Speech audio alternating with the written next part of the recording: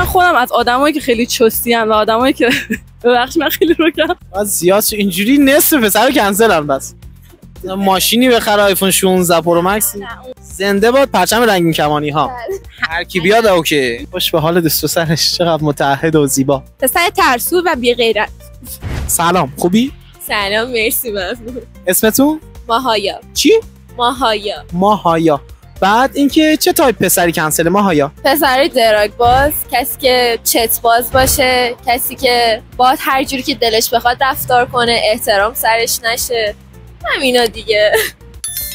از زیاد اینجوری نصف پسر کنسلن. بس پسری که زیاد راجع به مادیات صحبت کنه، بعد دیگه استایلش استایل من نباشه، بعد دیگه خسیس باشه. پسر کلا از نظر من کنسله. زنده باد پرچم رنگین کمانی ها. پسری که چیزه خنگه، خیلی خنگ باشه، خیلی یعنی خنگ باشه به نظرم کنسله. مثلا تو داری باهاش صحبت میکنی، بعد منظور داری بهش میرسونی ولی نمیگیره مثلا داستانو، برای به نظرم پسر خنگ کنسله. من چارچوب بندی مشخصی ندارم، یعنی نمیتونم بگم که هر کی بیاد اوکی. نه هر کی بیاد اوکی نیست، ولی نمیتونم بگم صرفا چون این فرد مثلا فلان کار میکنه کنسله. ولی کسی که به نظر من مواد بزنه قطعا کنسله. یکم باید به تیپش برسه به نظرم، ولی خب اون چیزیه که درست میشه.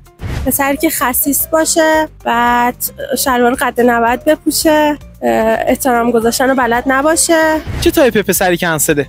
همه به غیر از دوست پسرم کنسل. خوش به حال دوست و سرش، چقدر متعهد و زیبا. از نظر ظاهری که من واقعا نمیتونم تصمیم بگیرم چه تایپی چه تیپی کنسله، چون هر کسی یک علاقه ای داره. یکی دوست داره لش بپوشه، یکی دوست داره خانومی بپوشه، یکی دوست داره هر دوشو بپوشه. اصلا رفت نظر من نظر بدم، اون نظر شخصه که دوست داره هر تیپی بزنه. از نظر تیپ به نظر من هیچ کس کنسل نیستم. پسر ترسو و بی غیرت. بزنه حتما. آره دقیقاً. خشن هارد. بله.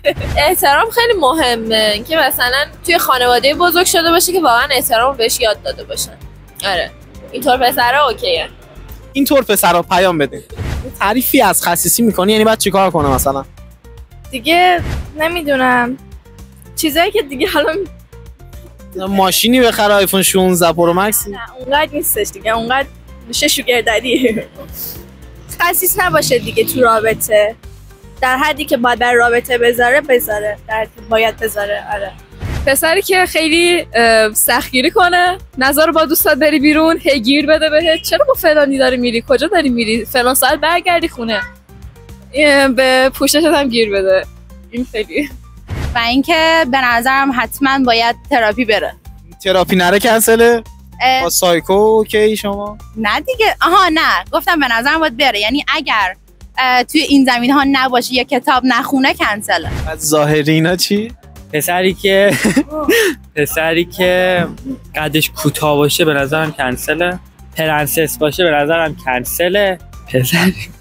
پسری که عینکی باشه.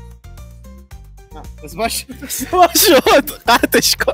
اخلاقی چطور؟ از نظر اخلاقی من خودم از آدمایی که خیلی چستی ام و آدمایی که ببخش من خیلی رو کردم و خیلی حولن، من اصلا خوشم نمیاد. خیلی خوبه رابطه صمیمی باشه، ولی آدمایی که توی یک مثلا محیط قرار میگیره که اجتماعیه و پارتنر تو ببینی با همه داره خب مثلا تیک و تاک میزنه، اصلا جالب نیست. و از اون طرف هم اصلا آدمی خوشم نمیاد که با من تو رابطه باشه بخواد سرسنگین و قد باشه. اصلا خوشم نمیاد. دوست دارم با من یک مثل رفیق باشه، صمیمی باشه و از اون طرف با بقیه اخلاقش سرسنگین باشه. دقیقاً چیزی که خودم هستم.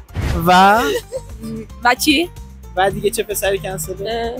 خسیس، نه از لحاظی که مثلا همش خرج کنه و اینا، مثلا یه کافه میریم بیرون بریم دونگ بگیره. آره مثلا اینجوری. مرسی.